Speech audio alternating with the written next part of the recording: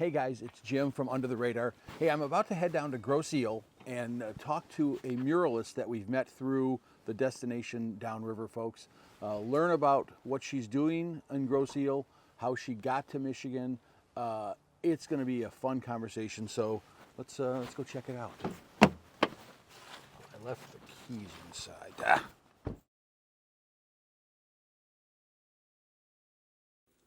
Well, art tells stories. And when we go into a city and paint these public pieces of art, we make sure that it tells the story of the city that it's in. We've learned throughout the years, especially by seeing everything in Eastern Market, that was at the very beginning of murals. So my first mural was painted there, and they knew what they were doing, but were kind of clueless, and they said, hey, if we can get you to paint a mural for free, you can paint whatever you want. Right. And you go there and you're like, wow, there's this here and this here and this here, and parts of it don't really make sense, but it's very cool, and it is a tourist destination and people love it. But what we do, especially because it's publicly funded, the projects, is that we make sure that everything tells a story of the city that it's in. Right. Yeah, it's the most important part, and because it educates the younger students, our youth, and on history. There's no better way to tell the history of a city and make it accessible to our younger generations than by having a giant building painted with an image, and it tells a story. Yeah. You drive through some towns and they're just splashes of color, and that looks fantastic. There's always someone that's going to push the line. You know what I find is that there's always a point where creativity needs a launching point. Mm-hmm. And that happens out of boredom, out of like inspiration, and you just need that launching point, and it takes a lot to get something done. Yeah. And it's how much energy are you going to invest into it, and time and money.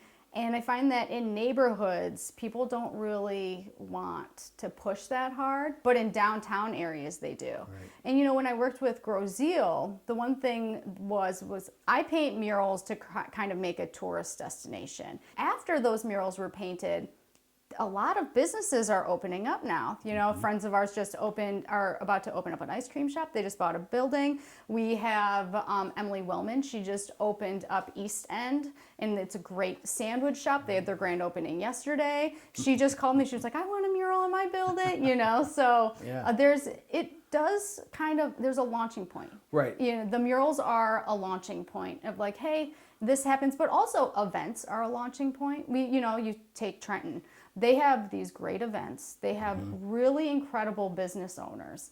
And I said, hey, the murals will just add to that. Right. Like, let's invest in these murals so that they attract people. And then we have these events. So when people come to the events, they're not just going to the event and leaving. They're like, oh, hey, let's go walk this way. Let's check out this store. What's this mural on this building?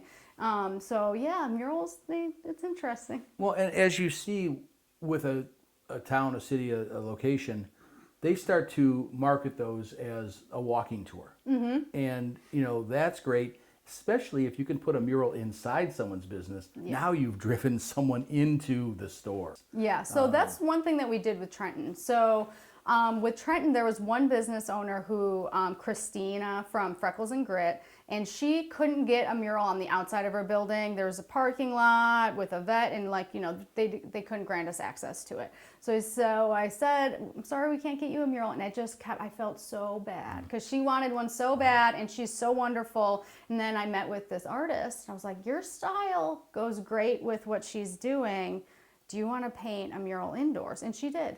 And she painted all week during the festival. People were coming in and out to see it. So yeah, indoor murals, outdoor murals. People love art.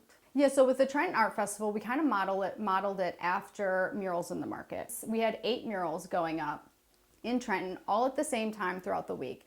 And then we also had artwork hung up in over 18 locations along Jefferson, throughout where the murals were being painted. So you can watch the murals being painted and then go and check out the businesses. And then we also had events. We had an art fair. we had a sip and stroll, and then I had 20 prints of mine given away. So I hid them around the city one night, and people were finding them. Yeah, it was just like a big art celebration. I'm really thankful for the city of Trenton, and that they also voted to do it again next year.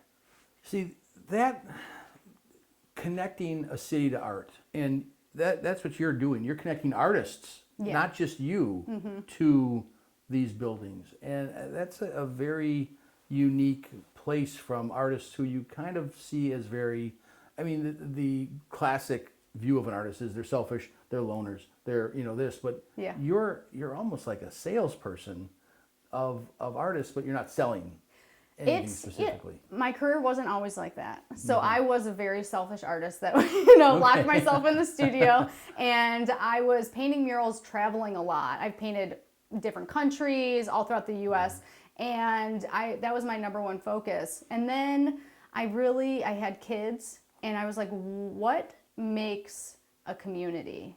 And what do I want my kids to grow up in? And once we decided to move downriver, I said, how can I help? And when I moved down here, I was like, this is not what I've heard my entire time in Detroit. This is safe, it's beautiful, the waterfront is gorgeous, the stores are cool, the people are wonderful. And it was like, what can I do to kind of shed light on this and to change everyone's perspective?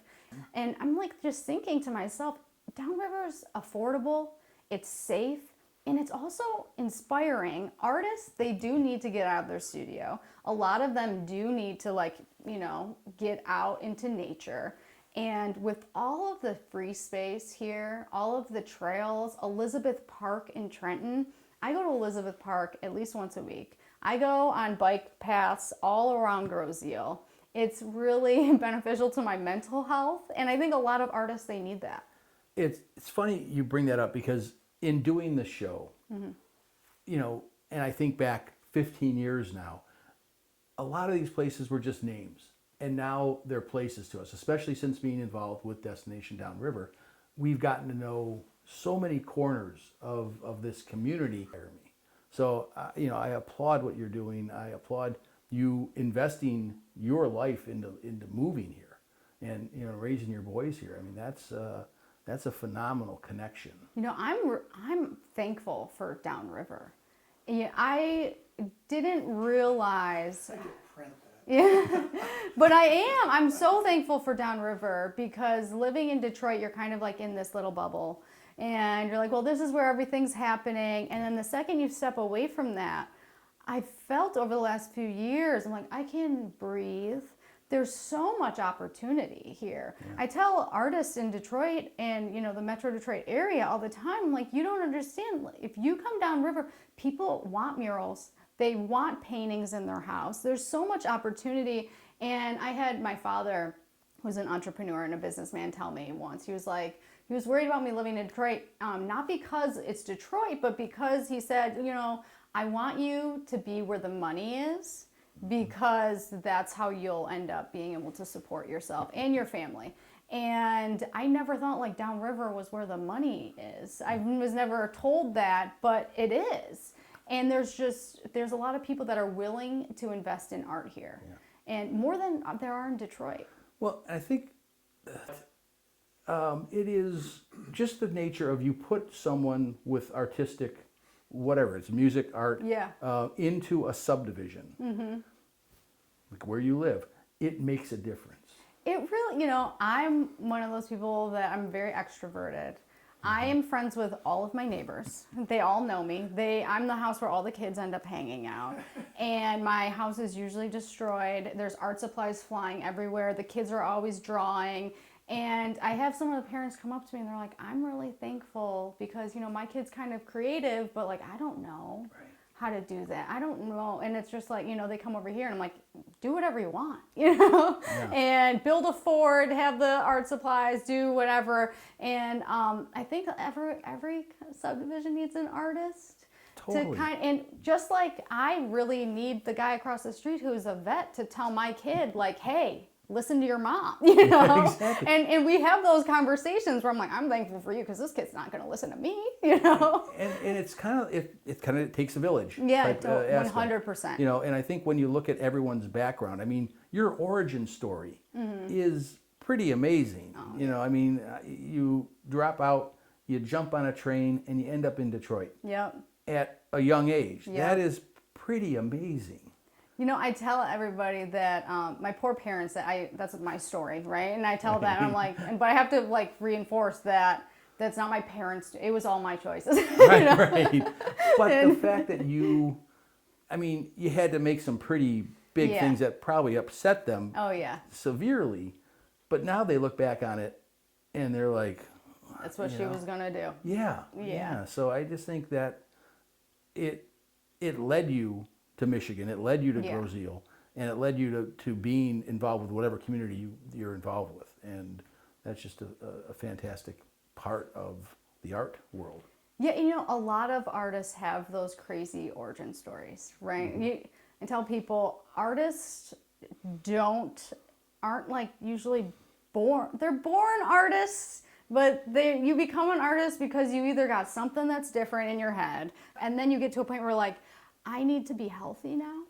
And that's why I'm like, and a lot of the artists that I know in Detroit are at that point, and I'm like, just move downriver. Like just Right. move downriver. It's safe.